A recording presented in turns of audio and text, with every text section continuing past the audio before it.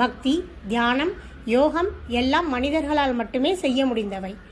காளை, பசு, புறா, கருடன், அன்னம், கிளி, மான், யானை, குரங்கு போன்றவை சிறிது அறிவையே பெற்று வாழுகின்றன. தெய்வ பக்தியுடன் புண்ணிய நூல்களை படிப்பவரும் கற்றுக் கொடுப்பவரும் உயர்ந்தவர்களாக கருதப்படுவர்.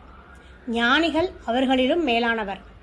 தாவரம், நீர்வாழ்வன, மீன் போன்றவை, ஊர்வன, பாம்பு, தேள் போன்றவை, பறவை, விலங்கு என்று 5 பிறவிகளில் பிறருக்கு உபகாரமாயிருந்தால்தான் மானிட பிறவி 6வதாக வாய்க்கிறது.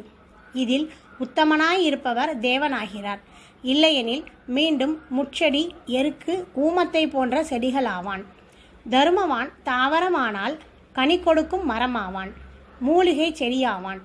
33 தேவர்களும் வாழும் அரச மரமாவான். செம்படவர் வலையில் சிக்கிய